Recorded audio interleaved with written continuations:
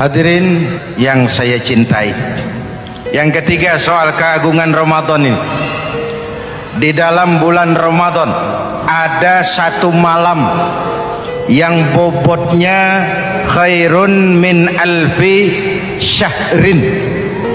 Satu malam tapi lebih baik daripada 1000 bulan, yang kita kenal dengan malam Qadar atau Lailatul Qadar.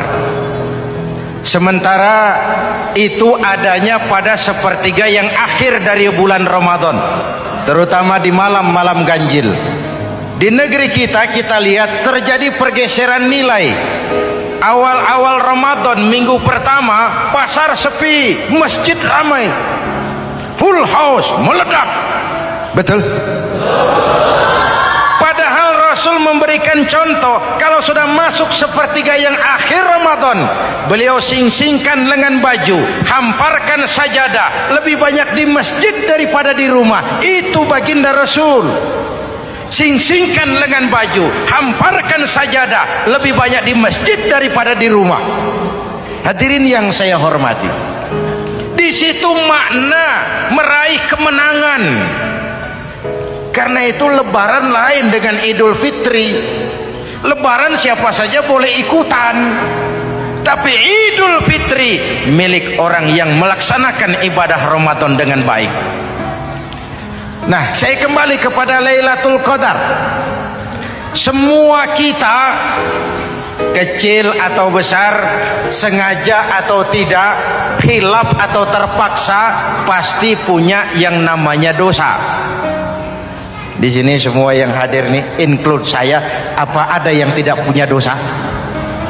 Ayo, jujur. Apa ada di antara kita di sini yang nggak punya salah? Apa ada yang nggak punya dosa?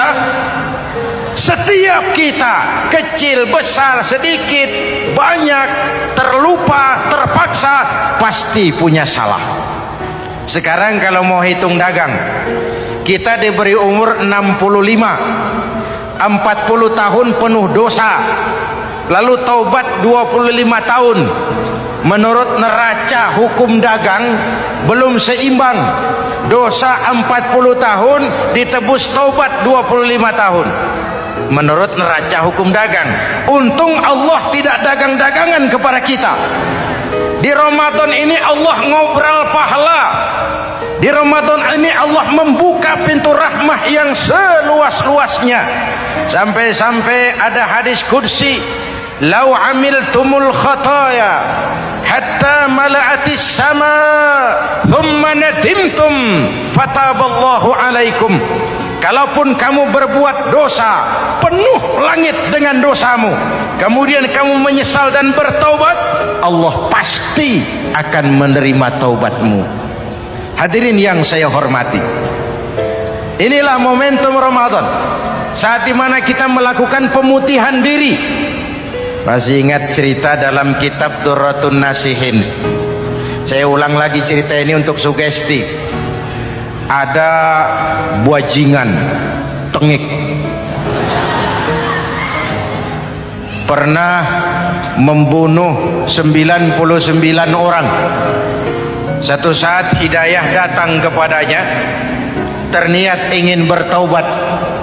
Dicarinya seorang ustadz, ketemu ustadz kepala ngajar. Ustadz, ya, apa? Saya mau taubat. Diterima apa tidak taubat saya? Emangnya dosa kamu apa? Saya pernah membunuh 99 orang, Ustadz. Ustadznya melotot. Wih, banyak amat. Nggak segampang itu nyawa hak prerogatif Allah. Cuma Allah yang berhak ngambil. Membunuh tanpa alasan yang benar dosa besar. Dosamu kelewat banyak, Mas. Nggak bisa. Dia ponis lebih dulu kayak surga milik bapak moyangnya. Ini preman kita pikir ini ustadz saya niat baik-baik kok ngomongnya nggak enak. Daripada 99 tanggung, saya lempengin aja nih urusan dah. Dibabat lagi ustadz, tamat, selesai.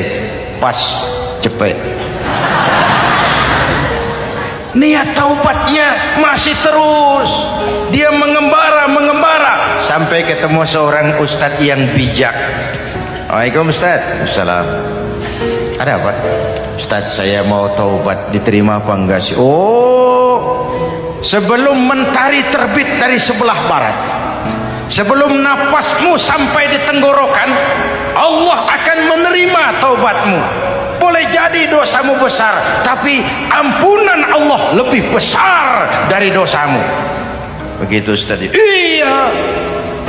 Cuman ngomong-ngomong, dosamu apa sih? Ustaz, saya sih tadinya cuma bunuh 99 orang.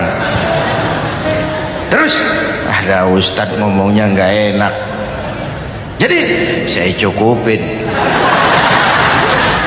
100. Oh, taubatmu diterima asal benar-benar. Cuma begini saja, kampungmu kampung brengsek tuh, lingkunganmu nggak sehat. Kalau kau pulang ke sana lagi, niat taubatmu bisa lentur dan luntur. Kamu pindah saja, hijrah ke kampung lain yang lebih baik. Baik Ustaz, terima kasih. Wah, ngepak koper, pindah. Belum sampai ke kampung yang dituju, ajal datang merenggut nyawa. Ketika ruh keluar dari jasad, ini malaikat rahmah dengan malaikat azab rebutan. Kata malaikat rahmah, ini jatah saya, orang ini sudah taubat, tempatnya di surga. Kata malaikat azab, nanti dulu, taubat si taubat, 100 bagaimana urusannya? Bertengkar. Akhirnya Allah mengutus malaikat Jibril, kau adili. Kata Jibril, ukur sajalah mana yang lebih dekat, kampung yang dituju atau kampung yang ditinggalkan. Ketika diukur, kampung yang dituju lebih dekat dari kampung yang ditinggalkan. Kata Jibril, dia jatah malaikat rahmah, taubatnya diterima Allah. Nah, kalau mendengar riwayat seperti ini, jangan diartikan bahwa untuk taubat mesti membunuh 100 orang.